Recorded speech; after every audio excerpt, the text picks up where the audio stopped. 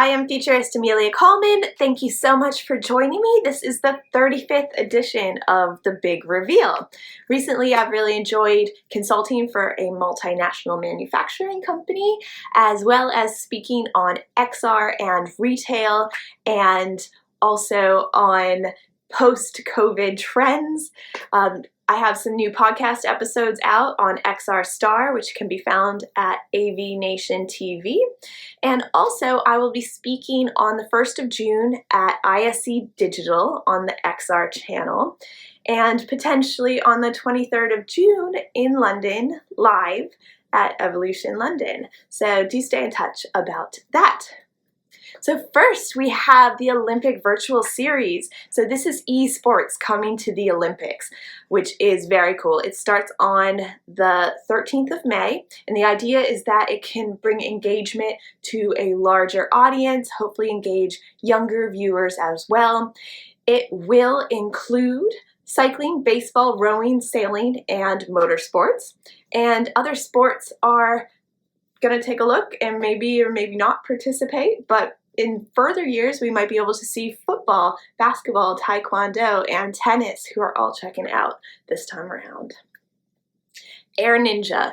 This guy blows my mind. So he is Hunter Cowled. He is on all the social platforms. Go check him out. Check out the video in the link in the digital version of The Big Reveal. He's created this hoverboard that's like a drone, and he straps his feet into it. And in this video, he actually flies from his backyard over the streets of LA into his friend's backyard, which is so sci-fi, but so today and happening and cool. So definitely recommend you check it out. So it's designed with safety in mind, of course, and it has a custom carbon fiber structure, industrial grade components, and an FAA approved aircraft navigation lighting system. Maybe we can each have our own for Christmas one day. Moxie. So this was designed by NASA, and it generates oxygen from carbon dioxide in the thin Mars atmosphere. So it's about the size of a car battery, and it adopts this tree breathing technique, which means that it inhales carbon dioxide and exhales oxygen. To support human life on the red planet, we need oxygen generators to be approximately 100 times this size, so the size of a stove, perhaps. And it's also interesting to me that to do round-trip missions and stuff, the rockets need about 25 tons of oxygen just to lift off, whereas an entire crew can survive a whole mission on just 1 ton of oxygen. Energy cards. So people at Georgia Tech have developed these energy harvesting 3D printed cards that actually use 5G networks to create wireless power grids. So this 3D rectifying antenna is the size of a playing card, and it can power devices in long range, and it could potentially replace batteries in the long run. So it's especially good for things like smart cities and smart agricultural applications. And in the same way that data overtook voice to become a key revenue generator for telecoms, on-demand wireless power will become one of their next significant offerings. Soba. Soba is a wearable and eye-tracking medical device that helps patients in the ICU to communicate. There's a patient interface, doctor interface, as well as wearable sensors. The sensors monitor brain waves and sleep activity, and then the eye tracking can be used to allow a patient to use their eyes to answer questions about how they are feeling. And they also think that this is going to really bring down significantly mental health issues that result from the trauma of being in the ICU and not able to communicate.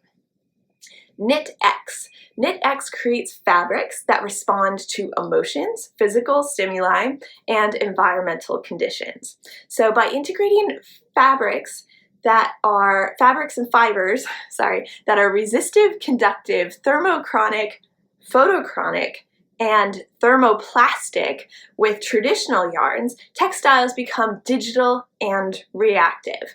So they've done explorations where they've been able to turn cloth into musical instruments, where backpacks change color depending on the light that it interacts with, and then also materials that can change and morph shape on command.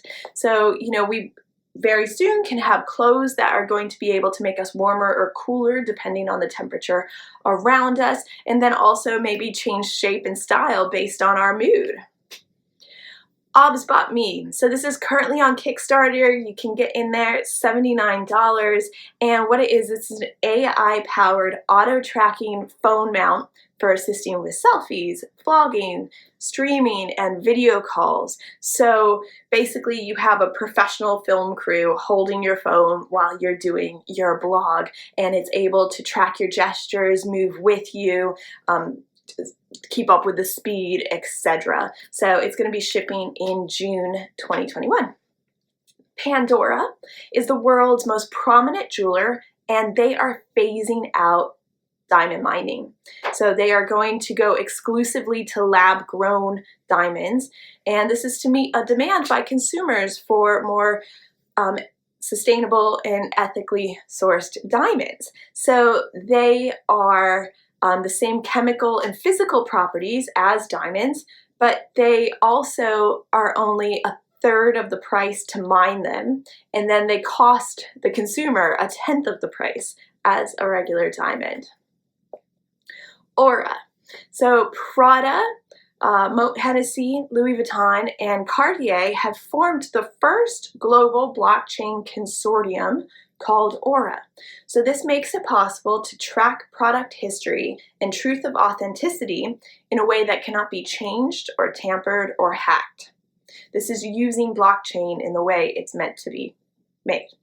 However, I will remind you that blockchain, especially Bitcoin and NFTs, consumes vast amounts of energy, which poses a significant threat to the environment.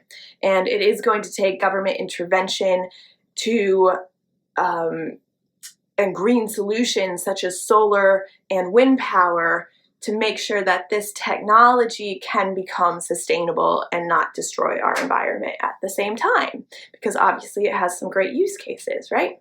So there's a good video I linked to in the digital copy if you might want to check it out if you want to understand what I'm talking about just a little bit more. And then recyclable electronics. So engineers at Duke University have developed the world's first fully recyclable 3D printed electronics. So creating complex, actually I said 3D printed, but it's just printed. Creating complex and crucial parts like computer transistors, 3 carbon-based conductive inks are easily printed onto paper or other flexible, environmentally friendly surfaces, and this means that, you know, with only 1/4 of electronics actually getting recycled, what can we do to replace some of the non-recyclable or unfriendly materials used in these electronics? So what this wants to do is to replace the silicon chips in things like smartphones and computers, and hopefully create a more sustainable, cost-effective supply chain in the future, because that's what this is all about, is creating a better future and using technology to make sure that we are going to get there, using it responsibly. Okay, thank you so much for joining me today. It's always a pleasure. Please be in touch if you want to collaborate, and I'll see you later. Bye.